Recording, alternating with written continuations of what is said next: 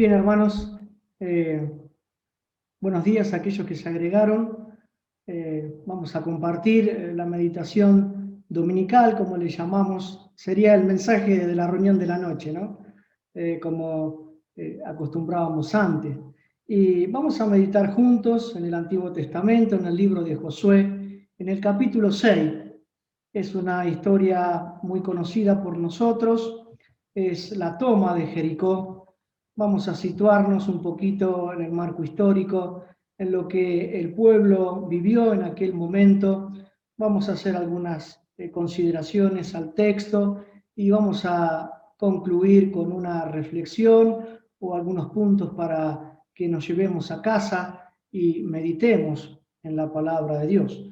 En primer lugar, tenemos que ubicarnos en el tiempo, en la dispensación que estaban viviendo el pueblo de Dios. Estamos en la etapa llamada de la conquista, ¿no? El pueblo de Dios estaba guiado por Dios, conquistando, valga la redundancia, los pueblos que Dios le había entregado, que le había prometido. Y bueno, Jericó era una gran ciudad y Dios había entregado en manos del pueblo de Israel a Jericó para que sea conquistada. Bueno, el libro contiene la historia de Israel, el libro de Jueces, bajo el mando de Josué, obviamente, perdón, el libro de Josué, bajo el mando de Josué.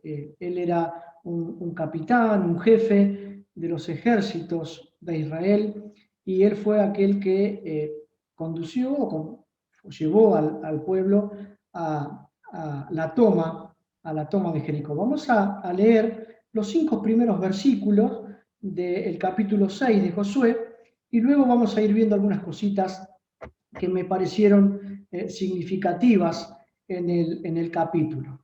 Dice así el capítulo 6 del libro de Josué: Ahora Jericó estaba cerrada, bien cerrada, a causa de los hijos de Israel. Nadie entraba ni salía.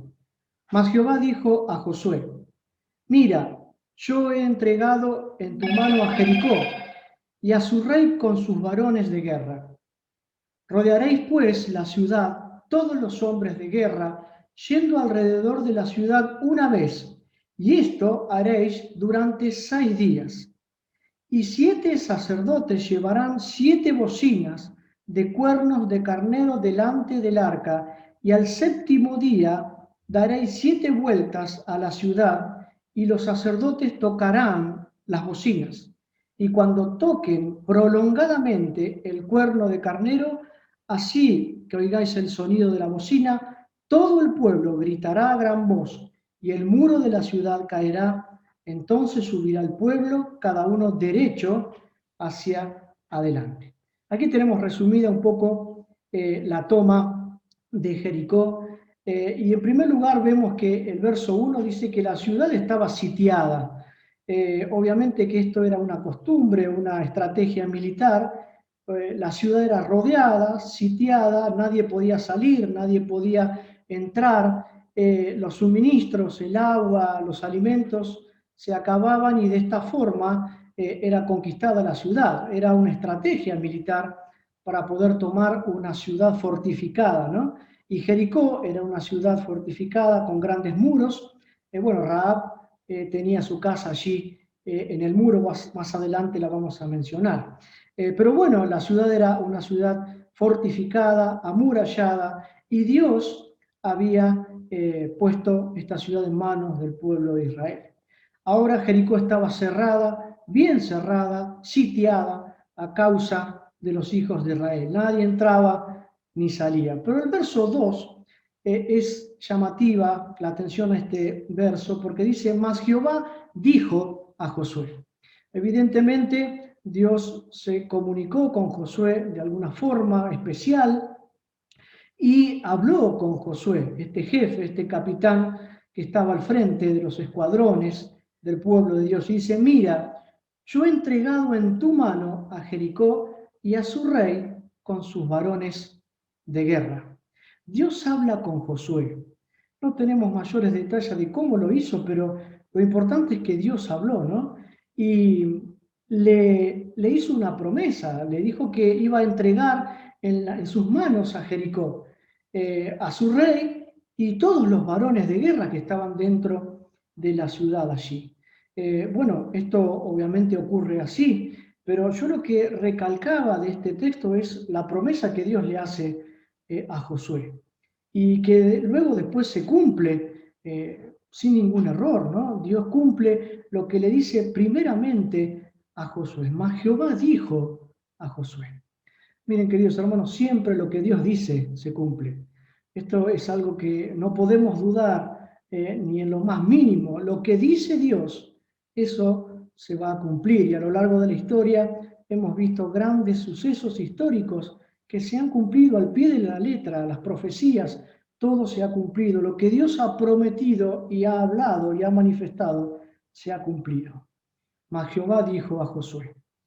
Dios habló. Pero en el verso 3 dice, y describe el modo de cómo iba a ser esta conquista, cómo lo iban a lograr, cómo iban a avanzar. Y bueno, es muy curioso, realmente es algo muy, pero muy curioso el hecho, el modo de cómo iban a tomar la gran ciudad de Jericó. Bueno, y dice que la iban a rodear la ciudad, iban a poner los hombres de guerra, iban a poner también el arca del pacto, un poquito más adelante lo describe, iban a poner los sacerdotes con sus cuernos para tocar. Era toda una manifestación del pueblo, los hombres de guerra, los sacerdotes, el arca del pacto. Realmente era algo muy significativo y algo muy curioso, muy anormal, ¿no? Imagínense los que estaban dentro de la ciudad ver dar vueltas a todo el pueblo de Dios de esa forma silenciosa y bueno, en algunos momentos tocando los cuernos, ¿no? Pero bueno, era totalmente curioso y fuera de lo común lo que Dios le había pedido al pueblo de Israel. Lo más común es poder atacar, ¿no?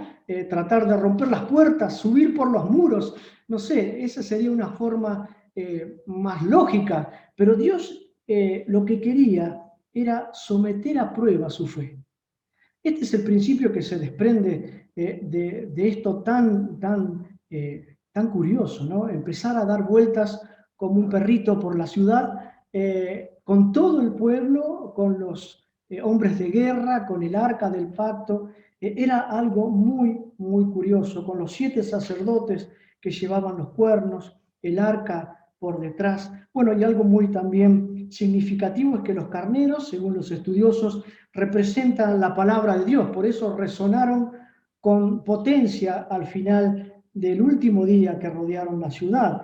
Y bueno, el arca del pacto, como todos sabemos, representaba también la misma presencia de Dios que iba con el pueblo allí en ese lugar. En primer lugar, en el verso 2 vemos que la promesa de Dios se cumple, ¿no? Dios habló con Moisés y se cumplió. En segundo lugar, la fe era sometida a prueba. ¿Qué guerrero iba a hacer de este modo la conquista de Jericó, ¿no? Era algo, pareciera a ojos humanos, algo absurdo, ¿no? Pero Dios había pedido esto. Pero en tercer lugar, en el verso 5, vemos también que Dios revela la victoria.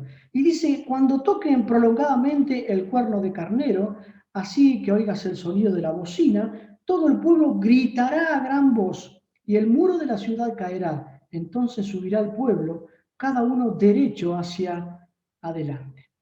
Esto nos habla también de cómo obedeció el pueblo de Dios y cómo también su fe fue probada, puesta a prueba, cómo obedecieron y también cómo Dios entregó la ciudad en una forma sobrenatural. Los muros cayeron, algunos estudiosos aseguran que los muros cayeron hacia adentro, ¿no? De modo que, bueno, hay pruebas de que esto ocurrió de ese modo y que el pueblo marchó hacia adelante y bueno, esto ocurrió de esta forma, sobrenaturalmente. Dios cumplió sus promesas, la fe del pueblo iba a ser puesta a prueba porque era una forma inusual, podríamos decir, alocada de conquistar una ciudad de esa forma.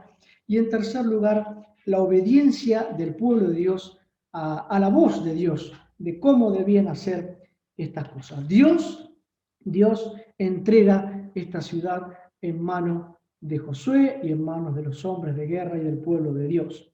Pero en el verso 17, un poquito más adelante, encontramos allí un concepto que Dios nos enseña en la palabra de Dios, y dice que el verso 17 dice: y será la ciudad anatema a Jehová con todas las cosas que están en ella, solamente Rahab la ramera vivirá con todos los que estén en casa con ella, por cuanto escondió a los mensajeros que enviamos.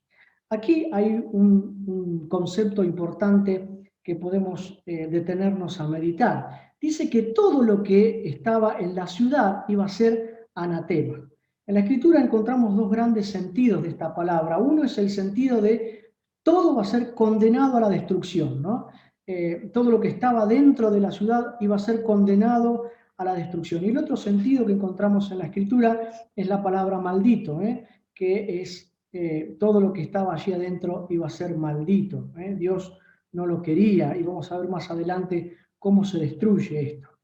Y hace una salvedad el texto bíblico con respecto a Rahab, la ramera, aquella mujer que había escondido los espías anteriormente, habían estado en su casa, se habían escondido en el terrado, estaban tratando los espías de ver cómo era la ciudad, y Rahab los esconde en su casa, y de esta forma Rahab le pide a aquellos soldados, aquellos hombres que no destruyan su casa, que pueda salvarse ella por este hecho que realiza Rahab de esconderlos. Ahora bien, esto se cumple al pie de la letra cuando la conquista, cuando el pueblo conquista Jericó. Rahab es salvada con toda su familia, su casa no es destruida, y bueno, esto cuenta también el texto bíblico. Bueno, sabemos que Rahab, esta mujer que fue esposa de Salmón, madre de Booz y tatarabuela de David, y de ella proviene también la línea, la descendencia de nuestro Salvador Jesucristo. Fíjense, esto lo encontramos en Mateo capítulo 1, verso 15, en la genealogía, ¿no?, de Cristo. Encontramos a Rahab. Fíjense en cómo el plan de Dios y el propósito de Dios se va entretejiendo en la historia, ¿no? Qué precioso es ver esto, y Dios detrás de todo el plan establecido, ¿no?, en este momento. Ahora bien, en el verso 18, Dios hace una seria advertencia. Dice: pero vosotros guardaos de lo anatema, ni toquéis ni toméis alguna cosa de lo anatema, no sea que hagáis anatema, maldito, al campamento de Israel. Bueno, esta fue una orden de Dios, no debían tocar nada, y recordamos este personaje, Acán, que toma un manto babilónico, oro y plata, y lo esconde debajo de su tienda, de su carpa, y por consecuencia de ese pecado, que Dios había dicho que no debían tomar nada de la ciudad, bueno, el pueblo sufre las consecuencias y no puede conquistar la ciudad tan pequeña de Ai. Pero bueno, es algo también digno de considerar, ¿no? La advertencia de Dios a no tocar nada de lo anatema para no contaminarse, ¿no? Todo estaba destinado a la destrucción, ¿eh? Solamente algunas cosas fueron salvadas, como el oro, la plata, vemos en el verso 19, y los utensilios de bronce que fueron consagrados a Dios y entraron en el tesoro de Jehová. Pero algo también significativo es de cómo destruyeron las personas que estaban allí. En el verso 21, esto me llamó poderosamente la atención y me llevó a meditar. Dice: destruyeron a filo de espada todo lo que está en la ciudad. Bueno, había hombres, mujeres, jóvenes, viejos, hasta los bueyes, las ovejas y los asnos. Esto me choqueó, ¿no? Porque destruyeron a filo de espada. Mataron a todas las personas que estaban allí. Y mi pensamiento era: ¿cómo un Dios de amor pide esto, no? Como reflexionábamos en la cena, ¿cómo un Dios de amor pide matar a estas personas? Miren, no hay forma de comprender esto si no lo hacemos dispensacionalmente. ¿Qué quiero decir con esto? Es que Dios ha actuado en diferentes tiempos de la historia con diferentes modos, ¿no? Dios en este momento específico, en esta dispensación, el pueblo de Dios era el brazo ejecutor de los juicios de Dios. Encontramos en la palabra de Dios dispensaciones, tiempos. Por ejemplo, la dispensación de la inocencia, cuando Adán y Eva estaban en el huerto del Edén. Esto termina con un juicio, cuando Adán y Eva pecan, fueron expulsados del huerto del Edén. Eso le llamamos la dispensación de la inocencia, ¿no? Bueno, después seguimos con la dispensación del gobierno humano.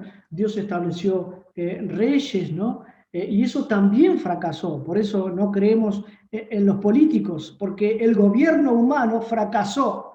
La dispensación del gobierno humano fracasó. Solamente va a haber verdaderamente justicia cuando venga Cristo a reinar en el milenio. Allí sí va a haber paz, verdadera justicia y verdadera equidad. Bueno, esa es la dispensación del gobierno humano. La dispensación de la ley, con los mandamientos, a través de este gran hombre Moisés. Bueno, la dispensación de los reyes y demás, ¿no? Pero estamos ahora en la dispensación de la gracia. Dios está manifestándose de una forma más excelente y más completa. Ahora bien, esto lo debemos entender, que Dios pedía de matar a estas personas porque Israel era el brazo ejecutor de los juicios de Dios. Es la única forma de comprender que un Dios pidiese esto, que destruyeran a filo de espada todas las personas que habían en ese lugar, hasta los animales. Esto lo encontramos en el verso 21. Pero también dice el verso 24 que consumieron con fuego la ciudad y todo lo que en ella había. Solamente pusieron en el tesoro de la casa de Jehová la plata y el oro y los utensilios de bronce y de hierro. Fíjense en cómo Dios actuaba en aquel momento, ¿no? Pidiendo que destruyesen todo, que matasen a las personas y que prendieran fuego a la ciudad. Terrible, ¿no? Bueno, este Dios que a veces obra con tanta severidad es nuestro Dios y sigue siendo el mismo Dios, el mismo Dios. Bueno, esto es algo que me llamó poderosamente la atención en el texto. Pero en el verso 26 encontré algo también muy significativo. Dice, en aquel tiempo hizo Josué un juramento diciendo, maldito delante de Jehová el hombre que se levantare y reedificare esta ciudad de Jericó. ¿No? Josué pronuncia, emite una sentencia, una maldición sobre la ciudad de Jericó.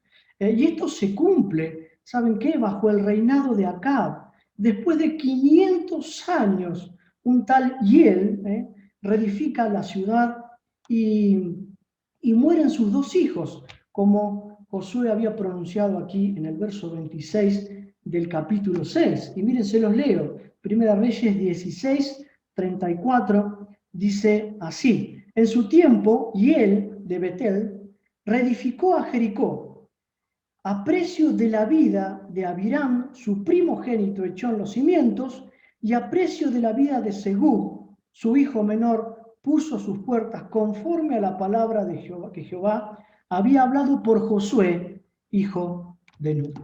Ay, queridos hermanos, esto me causa temor, porque Dios cumple las cosas que dice. Y bueno, esto así fue, y Hiel, que quiso reedificar la ciudad de Jericó, sus dos hijos fueron echados, uno al cimiento de la ciudad y el otro bajo las puertas de la ciudad. Terrible, ¿no? Cumpliéndose así la palabra de Josué.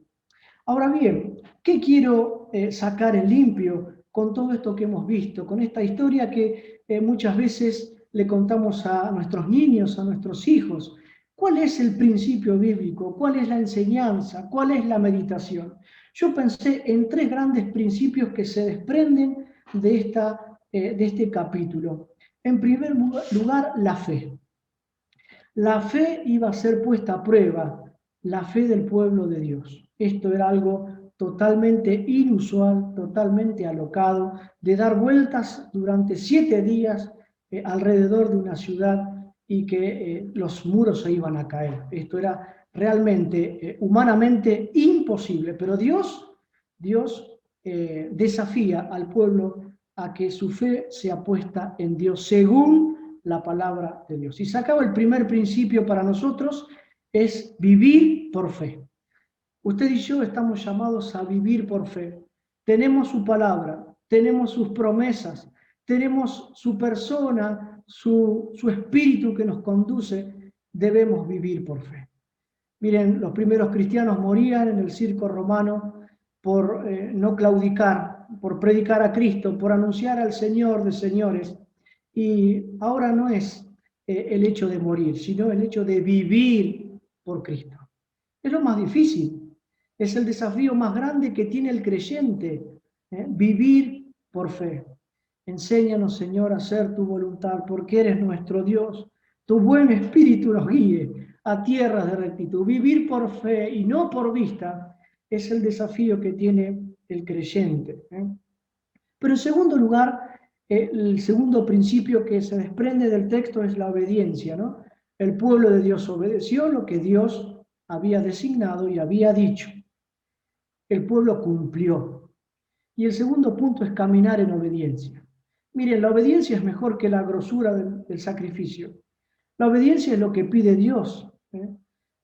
También en la Escritura dice, me ha mostrado el Señor lo que quiere y lo que pide Él de mí, hacer justicia, misericordia y humillarme ante la presencia de Dios. Qué bueno es obedecer, porque obedeciendo cumplimos la voluntad de Dios, que es agradable y que es perfecta. Y a veces nos cuesta horrores obedecer a Dios. Pero qué bueno es caminar en obediencia a Dios. Bueno, tenemos el ejemplo máximo de Cristo, dice Hebreos capítulo 5, verso 8, y aunque era hijo, hablando del Señor, por lo que padeció, aprendió obediencia. Como hombre, Cristo aprendió a obedecer y a sujetarse a la voluntad de Dios, su Padre. En primer lugar, la fe. En segundo lugar, la obediencia. Y en tercer lugar, la paciencia. Había que tener paciencia, ¿no? Durante 6 días dar vuelta a la gran ciudad y al séptimo día, la última vuelta, tocar con fuerza los cuernos, gritar con toda potencia. Debía haber paciencia, ¿no? Y yo me imagino aquellos hombres caminando, ¿esto será real? ¿Esto ocurrirá realmente? ¿Dios cumplirá lo que nos ha dicho? Bueno, y debieron tener paciencia, ¿no? Esperar que el Señor cumpla lo que Él había dicho. Y yo encontré un texto en Santiago capítulo 5, verso 8. Nosotros también somos llamados a tener paciencia, paciencia. Dice el texto, también vosotros tened paciencia y afirmad vuestros corazones, porque la venida del Señor está cerca. Ay, queridos hermanos, esa será nuestra completa liberación y nuestra completa conquista, ¿no? Aunque nosotros no tenemos que conquistar nada, porque el Señor lo hizo todo por nosotros. Nosotros tenemos que confiar en Él. Tened también vosotros paciencia y afirmad vuestros corazones, porque el Señor está cerca. Que el Señor nos bendiga para poder meditar en este simple capítulo de la palabra de Dios, pero tan asombroso para nosotros, acerca de la fe, acerca de la obediencia y acerca de la paciencia que debemos tener como hijos de Dios. Que el Señor bendiga nuestros corazones, que podamos seguir rumiando esto que meditamos juntos y que sea de provecho y de crecimiento para nuestras almas.